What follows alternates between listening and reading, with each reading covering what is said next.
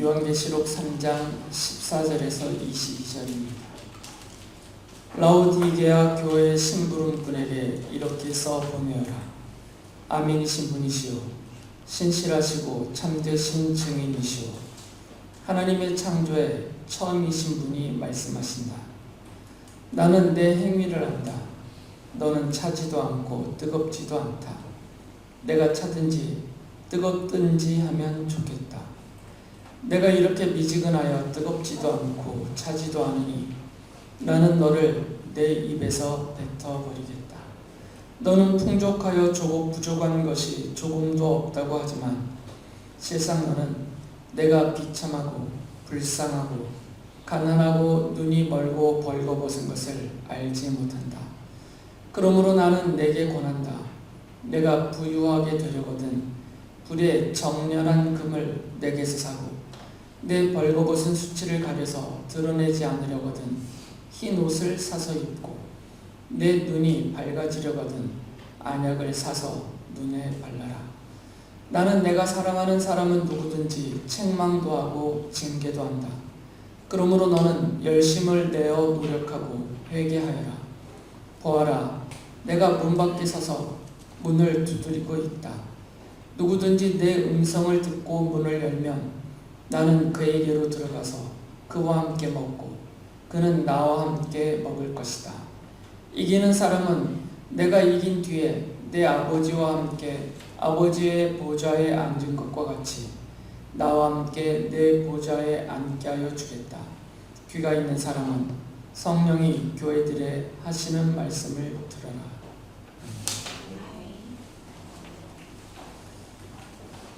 바울 사도가 골로새 교회에 보낸 편지인 골로새서를 보면 이미 라오디게아라는 지방의 그 도시에 성도들이 교회로 모여 있었고요. 그리고 바울도 그들에게 편지를 써서 보냈다라는 것을 알 수가 있습니다. 골로새서 4장 15절 16절에 보면 바울이 이렇게 말을 했어요. 라오디게아에 있는 형제 자매들과 눈바와 그 부인의 집에서 모이는 교회에 문안해 주십시오. 여러분이 이 편지를 읽은 다음에는 라오디게아 교회에서도 읽을 수 있게 하고 라오디게아 교회에서 오는 편지도 읽으십시오. 바울이 복음을 전하던 그 시절에 이미 라오디게아 교회 지역에 성도들이 있었고 그들이 교회로 모이고 있었다는 것이고요. 그래서 바울은 그들에게 편지도 써서 보냈다라고 스스로 말을 합니다. 일부 학자들은 골로새서를 바울이 라오디게아 교회에 보낸 편지다라고 주장하기도 해요. 그러나 그것은 근거는 별로 없고요. 라오디게아 교회에 써서 보낸 편지, 소위 라오디게아서라는 바울의 편지는 소실이 되어서 지금은 존재하지 않습니다.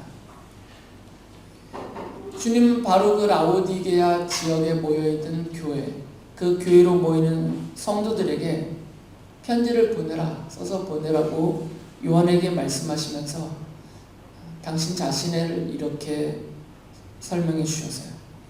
요한계시록 3장 14절에 보면 라오디게아 교회 심부름꾼에게 이렇게 써보내어라. 아멘이신 분이시오, 진실하시고 신실하시고 참되신 증인이시오, 하나님의 창조의 처음이신 분이 말씀하신다. 이사야 예언자가 하나님을 아멘이라고 불렀거든요. 우리말 성경에서는 진리라고 번역이 되어 있는데 하나님을 진리이신 하나님, 직역을 하면 아멘이신 하나님 이렇게 불렀습니다. 이사야서 65장 16절에 보면 그 사실이 기록되어 있죠. 땅에서 복을 비는 사람은 진리이신 곧 아멘이신 하나님을 두고 빌며 땅에서 맹세하는 사람도 진리이신 아멘이신 하나님을 두고 맹세할 것이다. 그러니까 아멘이신 하나님이라는 표현은 구약 성경에 딱 한 번 나옵니다. 하나님에 대해서만 쓰여진 단어예요. 아멘이라는 단어는 여러 차례 나오지만 그 아멘이라는 단어를 수식어로 사용하면서 하나님은 아멘이신 하나님이다 이렇게 표현하는 성경 구절은 여기 딱 한 구절입니다. 사람에게 붙일 수 없고 어느 누구에도 쓸 수 없는 그런 수식어죠. 그래서 아멘이신 분이라는 표현은 하나님을 가리키는 관용어입니다.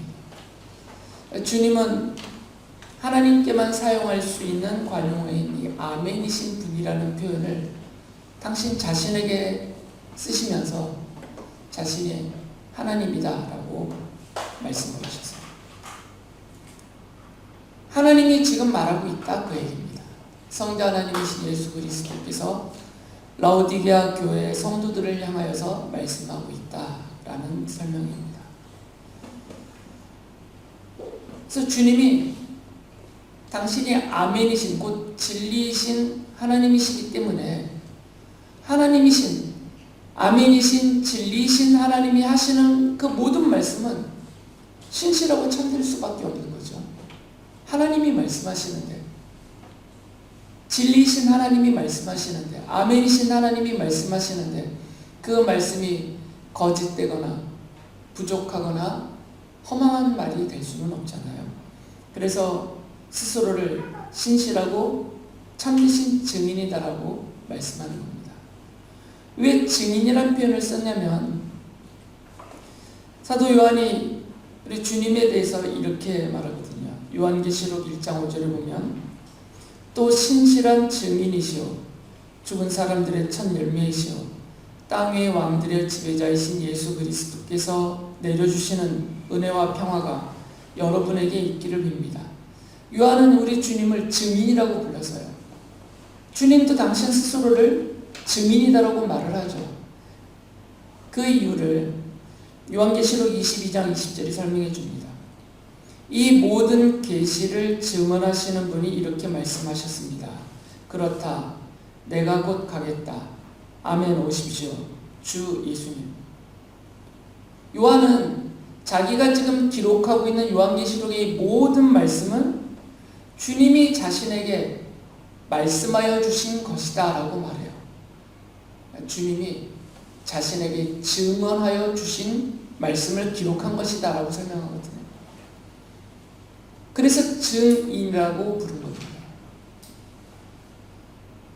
지금 이미 일어났던 일들, 그리고 현재 일어나고 있는 일들, 그리고 뒤에 일어날 일들, 하나님의 계획, 곧 하나님의 작정 안에서 이미 일어났던 과거, 현재 일어나고 있는 현재, 앞으로 뒤에 일어날 미래까지 하나님이 작정하신 그 모든 것들을 우리는 몰랐거든요.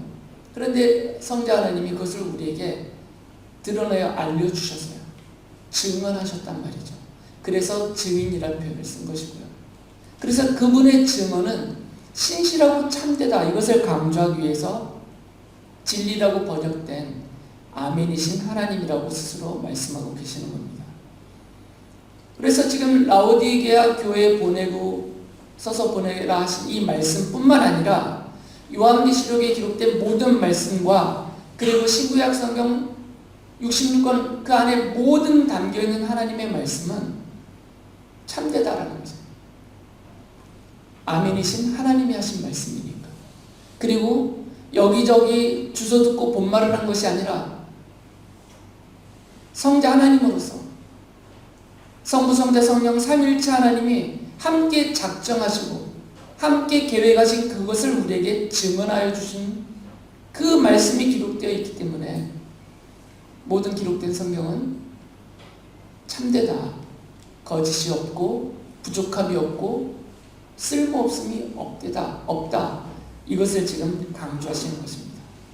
그러니까 하나님의 말씀으로 듣고 믿고 받아들이라는 거죠. 왜 이렇게 미리 강조를 하시냐면 뒷부분에 보면 라오디게아 교회를 심하게 책망하시거든요. 7교회 중에 가장 심하게 책망을 받았어요. 보통 우리는 좋은 얘기는 듣고 싶고 더 들으려고 하지만 듣기 싫은 소리, 나쁜 소리는 들으려 하지도 않고 들어도 못 들은 채 하고 들을 때 삐치고 속상하거든요. 그래서 미리 이렇게 말씀하시는 겁니다. 라오디게아 성도들이 이 심하게 책망하시는 말씀을 들을 때 낙심하지 않도록, 그리고 그것을 거부하지 않게 하기 위해서 이 사실을 앞에서 말씀하는 거죠. 그러면서 또 당신 스스로를 이렇게 말씀하셨죠. 하나님의 창조의 처음이신 분이다 라고 스스로 불러서요. 하나님의 창조의 처음 이런 표현을 쓰니까 우리가 일반적으로 아는 이 처음이라는 단어는 마치 하나님이 창조하신 첫 번째 것, 하나님의 창조의 처음이니까 하나님이 창조하신 첫 번째 피조물처럼 흘려들을 수가 있잖아요. 그런데 세번역 성경에는 각주가 달려 있잖아요. 그 처음이라는 단어에 각주가 붙어 있어요. 기원 또는 근원이라는 각주가 붙어 있습니다. 이게 처음이라고 번역된 그리스어 아르케라는 단어는 기원, 근원 이런 걸 말하는 단어예요. 그런 뜻을 갖고 있는 단어입니다. 그래서 처음 그 얘기는 거기서 시작되었다 그 얘기예요. 거기에서 기원하였다. 거기가 근원이다. 이걸 말할 때 아르케라는 단어를 쓰는데 우리말로 번역을 할 때 처음 이렇게 번역을 해놓으니까 오해가 생길 수도 있다는 거죠. 좀 더 직역을 하면 하나님의 창조의 기원이다. 하나님의 창조의 근원이다. 이렇게 직역을 해주면 오해 소지는 없었을 것 같아요. 이 사실을 우리가 이해할 수 있는 성경 구절이 있습니다. 요한복음서에서 예수 그리스도를 성자 하나님이라고 부르면서 이렇게 말을 해요. 요한일서 1장 1절부터 3절을 보면 태초에 말씀이 계셨다. 그 말씀은 하나님과 함께 계셨다. 그 말씀은 하나님이셨다. 그는 태초에 하나님과 함께 계셨다. 모든 것이 그로 말미암아 창조되었으니 그가 없이 창조된 것은 하나도 없다. 이 말씀은 성자 하나님이신 예수 그리스도시거든요. 그러니까 모든 것이 성자 하나님이신 예수 그리스도에게서 창조되었고 그분에게서 시작이 되었다 이렇게 설명을 해줘요. 그러니까 하나님의 창조의 처음이시다라는 표현은 하나님의 창조의 기원이시고 근원이시고 그분이 창조주시다라는 말이에요. 그렇기 때문에 성자 하나님이신 우리 주님은 라오디게아 교회 성도들의 행위를 다 아시는 거죠. 하나님이시니까, 창조주 하나님이시니까 다 아신다는 겁니다. 그러면서 그들의 행위에 대해서 이렇게 평가를 해주셨어요. 요한계시록 3장 15절에 보면 나는 내 행위를 안다. 너는 차지도 않고 뜨겁지도 않다. 내가 차든지 뜨겁든지 하면 좋겠다. 이 행위는 단순하게 드러난 그 모양, 모습들만 말하지 않습니다.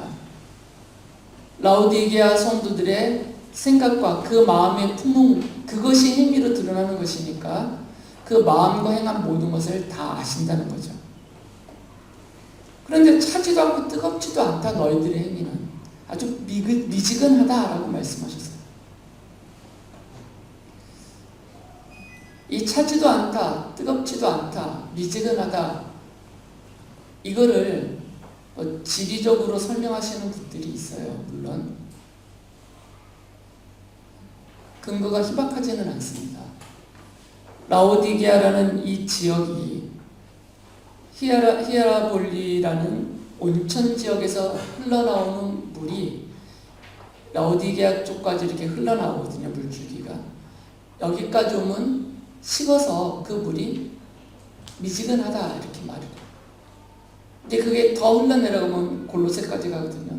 골로새까지 흘러가면 골로새 지역에 도착한 히에라볼리에서 시작된 온천수가 여기 오면 이제 다 식어서 차가워진다. 이런 지리적인 상황을 근거로 해서 라오디게아 성도들이 알아듣기 쉽도록 자기에게 흘러내려오는 물을 보면 바로 이해할 수 있잖아요. 이 상태를. 그래서 이렇게 말씀하신 것이다 라고 해석하는 학자들이 많습니다. 뭐 그럴 수도 있지만 꼭 그렇기 때문에 이렇게 말씀하셨다라고 억지로 붙일 필요는 없어요. 이거는 비유예요, 비유. 왜 그러냐면 뒤에 보면 뱉어내겠다라는 표현을 쓰시거든요.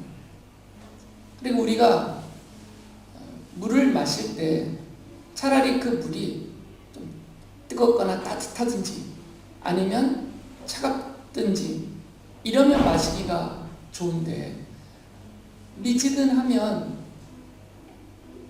물론 미지근한 물을 좋아하시는 분이 있을 수 있습니다. 그러나 이게 뜨겁거나 차갑지 않고 미지근하여 뱉어버리겠다라고 할 정도로 그 정도밖에 안 된다, 그 얘기. 그러니까 이들의 상태를 말씀하시는 거죠. 어중간하다, 그 얘기. 지금 그 어중간한 상태를 말해요. 물이 히에라볼리에서 흘러나오는 뜨거운 온천수가 라오디게아 지역까지 와서 미지근해졌기 때문이다, 이렇게 말하면 미지근한 물도 쓸모가 있잖아. 용도가 있고, 뭐 손 씻을 때라든지 발을 닦을 때라든지 뭐 미지근한 물도 나름 가치가 있거든요. 그러니까 딱 맞는 내용은 아니라는 거죠. 그래서 지금 이걸 강조하는 것은 뜨겁지도 않고 차갑지도 않고 어중간한 상태다, 그 말을, 이걸 강조하시는 말씀입니다. 그리고 이 어중간한 상태의 그 의미, 뜨겁지도 않다, 차갑지도 않다, 이 의미는 3장 19절에서 하신 말씀을 보면 이해할 수가 있어요. 이렇게 말씀하시거든요.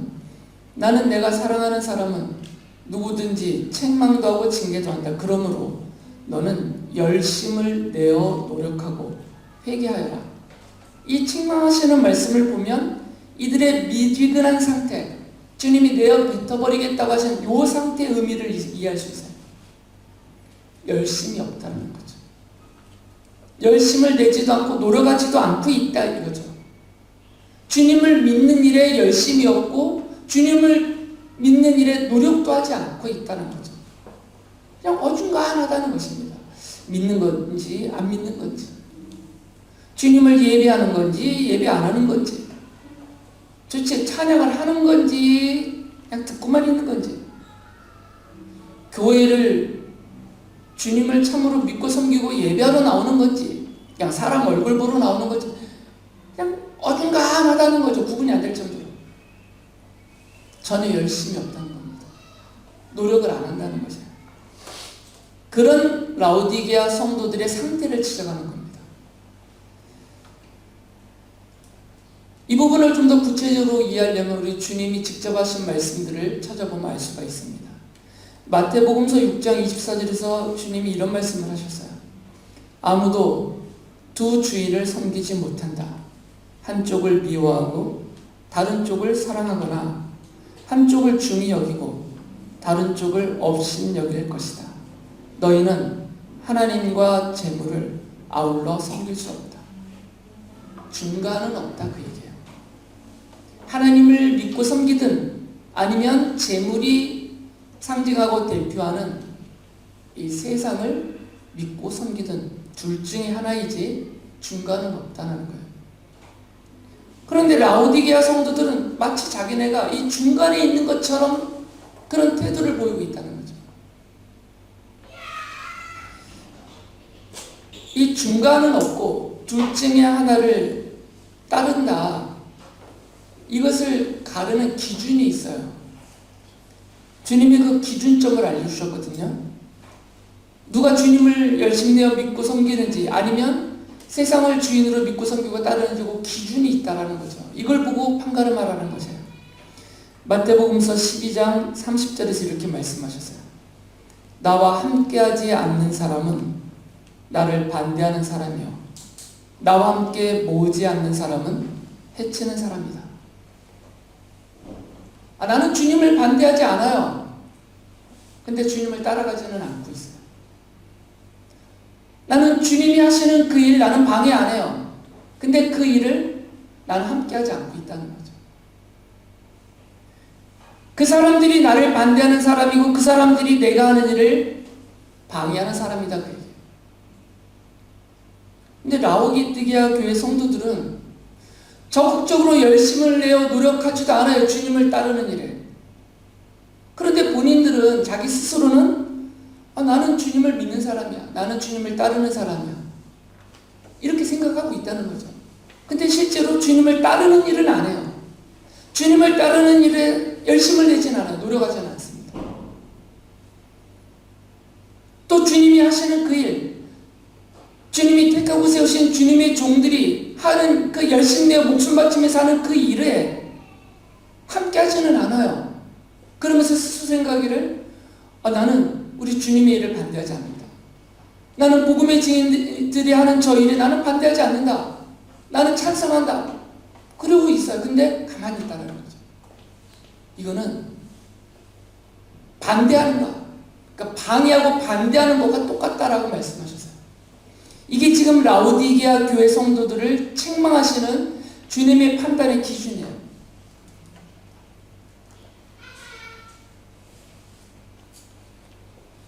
정치 용어에서 중도 성향 이런 표현들을 많이 쓰잖아요. 근데 엄밀히 말하면 중도는 없습니다. 그러면 중도라는 것은 자기가 정치적이든 사회적이든 경제적이든 어떤 일에 대해서 자기의 판단을 표현했을 때 그 사람이 중도적이다 이렇게 말하는 거거든요. 표현하기 전까지는 중도는 없어요. 누가 진보냐, 누가 보수냐 이런 거는 그 사람의 말과 행동으로 표현이 그렇게 될 때 판단되는 겁니다. 표현되기 전까지는 아무도 몰라요. 그리고 그 사람을 진보적이다, 중도적이다, 보수적이다 이렇게 판단할 수 없어요. 그 사람의 하는 말을 듣고 그 사람의 하는 행동을 보고 그 사람이 투표에서 어떤 쪽을 찍느냐를 보고 판단하는 거거든요. 중도라는 것은 없습니다. 그래서 본질적인 진보, 본질적인 보수 이런 것도 없어요. 그때그때 사람들이 다 다릅니다. 기준점이 있거든요. 그렇게 말하고 그렇게 행동하게 하는 자신만의 기준이 있어요.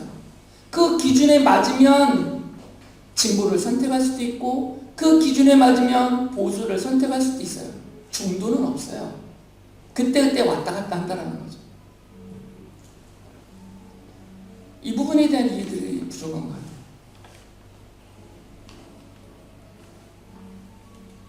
그러니까 정치하는 사람들은 많은 표를 얻으려면 사람들이 원하는 바를 들어주면 표를 얻어요. 대한민국이든 서울시든 어느 지역이든 그 지역 사람들이 원하는 게 무엇인지 그걸 잘 파악을 해서 그 원하는 것을 최대한 최선을 다해서 이루어주려고 애를 쓰면 그 사람들의 표를 얻을 수 있습니다. 그 사람의 성향이 중도적이냐 진보적이냐 보수적이냐 이거하고는 상관없다니까요. 이번 선거에서도 그런 게 그대로 드러납니다. 정치적인 발언 하지 말아서 안 돼. 여기까지만 할 건데.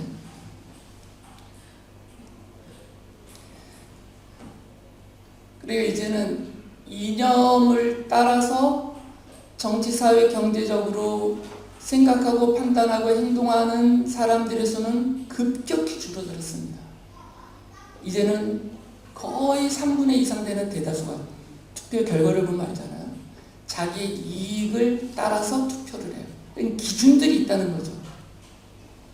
정말 주님을 열심을 내어 노력하며 믿고 섬기고 따르느냐 아니면 반대하느냐 방해하느냐 이 기준점은 가만히 서 있는 게 아니에요. 실제로 드러나는 그들의 말과 행동으로 드러난 판단이 된다는 거죠.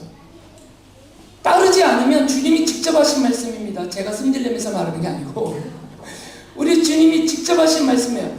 나와 함께하지 않으면 주님이 있는 그곳에 나와 함께하지 않으면 주님이 하는 그 일에 함께 하고 있지 않으면 반대하는 사람이고 방해하는 사람이다. 그 얘기.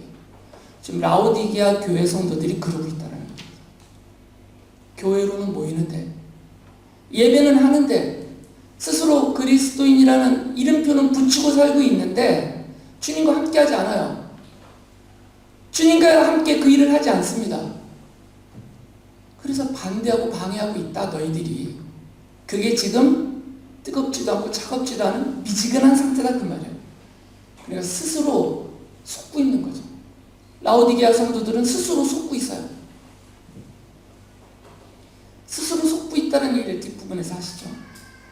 그래서 주님이 지금 책망을 하세요. 요한계시록 3장 19절에 보면, 다시 한번 읽어보면, 나는 내가 사랑하는 사람은 누구든지 책망도 하고 징계도 한다. 그러므로 너는 열심을 내어 노력하고 회개하라. 내가 사랑하기 때문에 지금 너희를 책망하고 있는 거다 라고 말씀하세요. 내가 너희를 사랑하기 때문에 지금 징계 곧 벌도 할 것이다 라고 말씀하시는 거죠. 사랑하지 않으면 내버려 두시겠다, 그 얘기. 미지근해도 내버려 두고, 함께하지 않아도 내버려 두시고. 그런데 왜 내버려 두실 수 없냐면 사랑하는 하나님의 자녀인 성도들이기 때문에. 지금 현재 이들의 모습은 미지근하지만, 열심을 내지는 않지만, 노력하고 있지도 않지만, 그래도 주님이 세상 창조 전에 하나님의 자녀로 선택하셨고 그 은혜로 부르셨고 하나님의 교회인 그리스도의 몸인 하나님의 교회로 모으셔서 그들을 향해서 하나님이 말씀하고 계시고 그들을 돌보고 계시는 사랑하는 하나님의 자녀들이기 때문에 못 본 척하거나 모르는 채하거나 내버려 둘 수 없다는 거죠. 그래서 책망도 하시고 징계도 하십니다. 신앙생활을 오래 하신 분들은 다 겪은 일들이에요. 우리가 처음 주님을 믿고 교회로 나와서 하나님의 자녀됨을 믿음으로 고백한 그 시점부터 지금까지 살아온 시절이 몇 년이든 몇십 년이든 태평성대였습니까? 그렇지 않아요.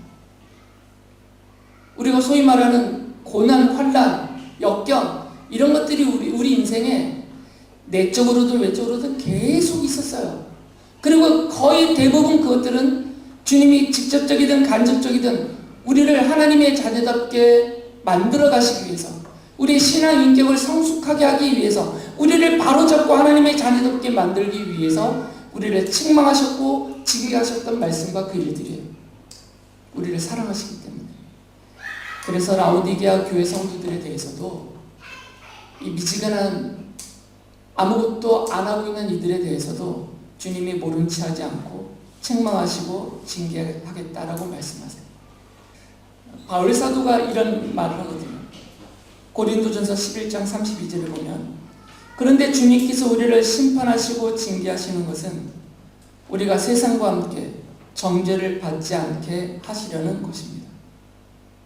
주님과 함께 하지 않으면 어디가 있겠어요? 세상과 함께 하거든요. 그러면 이 세상의 주님 앞에 정죄와 심판을 받을 때 거기 그 자리에 있으면 함께 벌을 받거든요. 그래서 그곳에서 빨리 나와서 주님의 은혜 보좌 앞으로 나올 수 있게 하기 위해서 깨우치는 과정에서 책망하시고 징계하신다는 거죠. 그래서 주님이 이렇게 무서운 말씀을 하셨어요. 요한계시록 3장 16절에 보면, 내가 이렇게 미지근하여 뜨겁지도 않고 차지도 않으니 나는 너를 내 입에서 뱉어버리겠다. 물론 이들이 받은 구원을 취소하겠다는 말씀은 아닙니다. 미지근하여 삼키지 못하고 뱉어내는 것처럼 그 뱉어낸 물이 어떻게 되겠어요? 바닥으로 흘러 떨어지면 어떻게 되겠어요? 그 가치가 완전 바닥이 나는 거잖아요.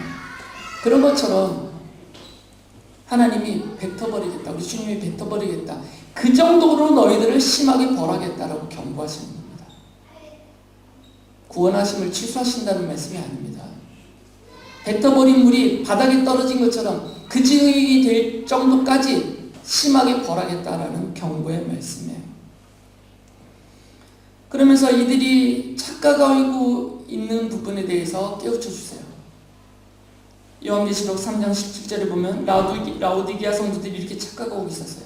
너는 풍족하여 부족한 것이 조금도 없다고 하지만 실상 너는 내가 비참하고 불쌍하고 가난하고 눈이 멀고 벌거벗은 것을 알지 못한다.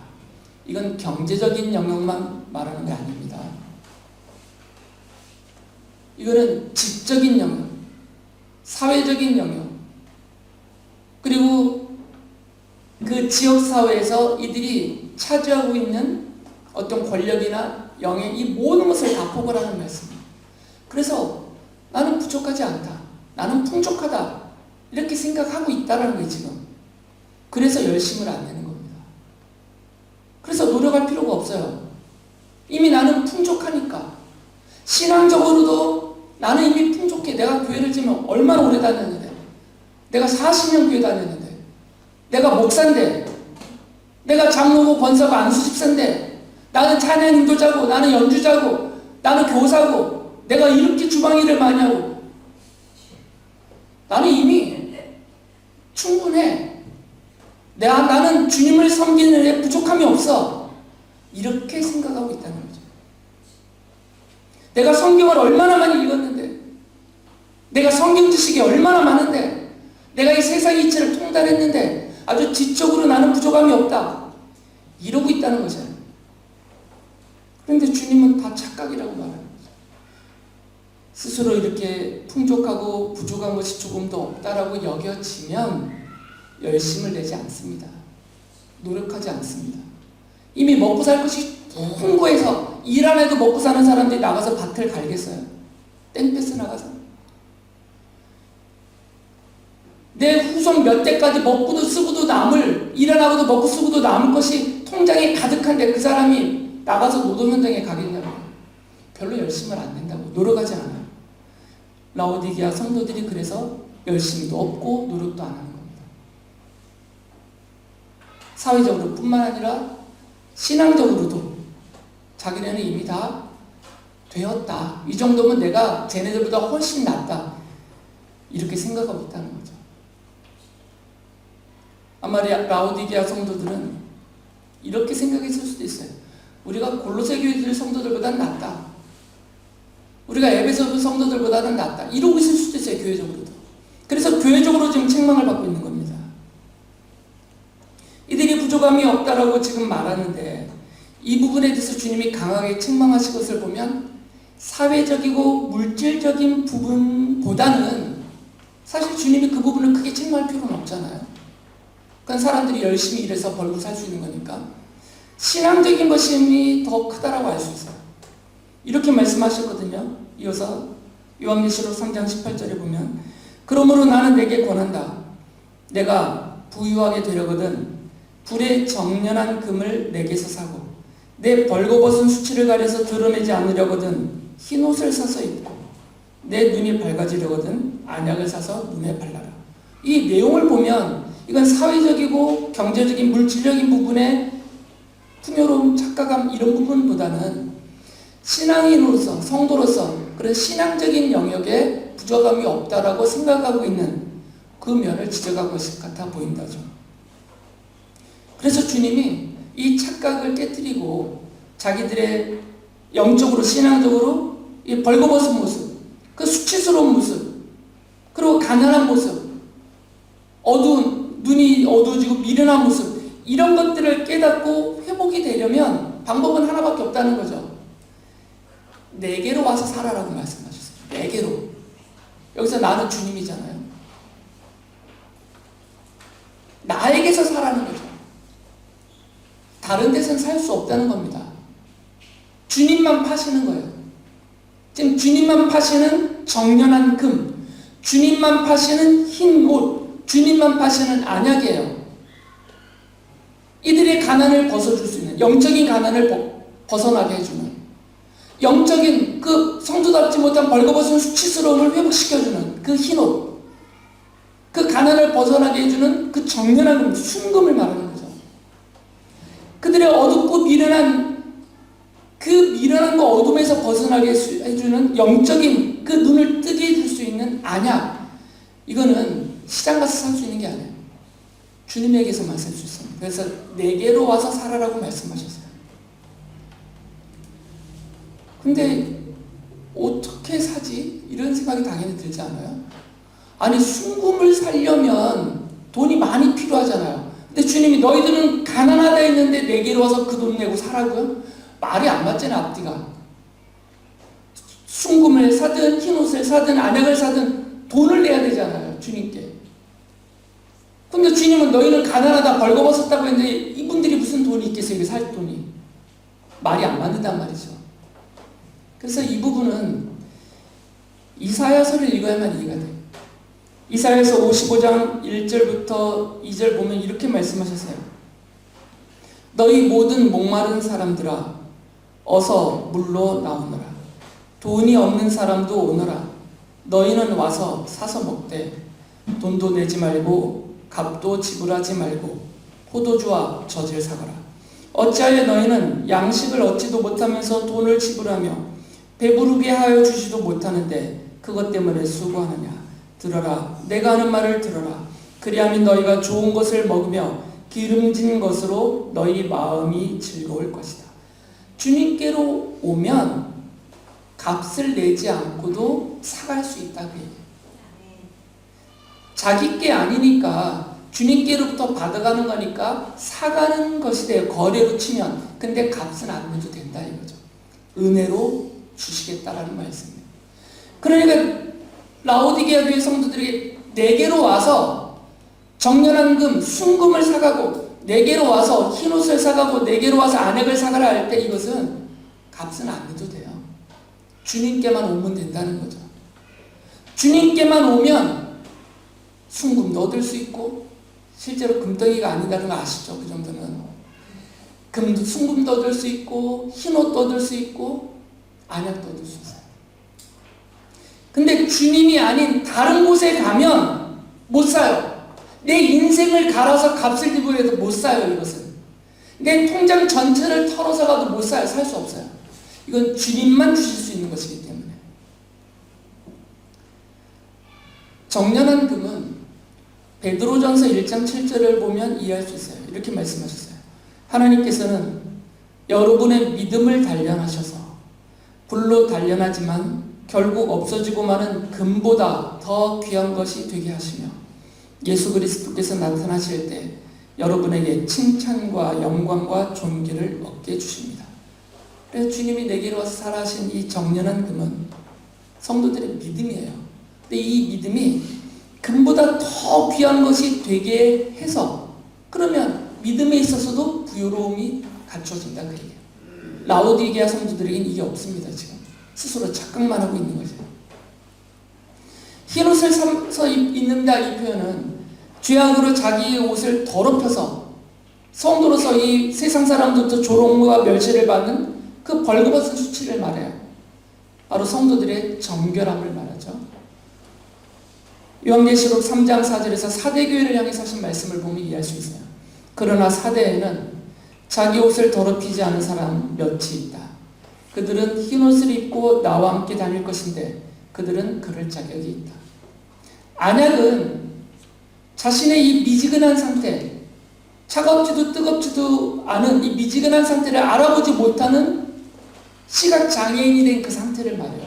미련하고 없는 상태. 그러니까 이 장애를 극복하고 밝게 눈을 뜨게 해주는 게 안약이니까 그 안약은 당연히 하나님의 말씀이에요. 시편 19편 8절이 그것을 말해줍니다. 주님의 교훈은 정직하여서 마음의 기쁨을 안겨주고 주님의 계명은 순수하여서 사람의 눈을 밝혀준다. 이런 영적인 눈은 말씀으로만 밝아집니다. 주님의 말씀을 주님께로부터 와서 받아가라는 거예요. 그 받은 말씀으로 눈이 밝아질 수 있다는 겁니다. 분별력을 얻을 수 있거든요. 자기의 벌거벗은 수치스러움을 볼 수 있는 눈이 뜬다 그 얘기예요. 자기가 차지도 뜨겁지도 않은 이 미지근한 상태에 있는 자기의 신앙을 볼 수 있게 하신다 그 얘기예요. 주님의 말씀이 그것을 깨달아 알 수 있도록 밝혀준다라는 말씀이에요.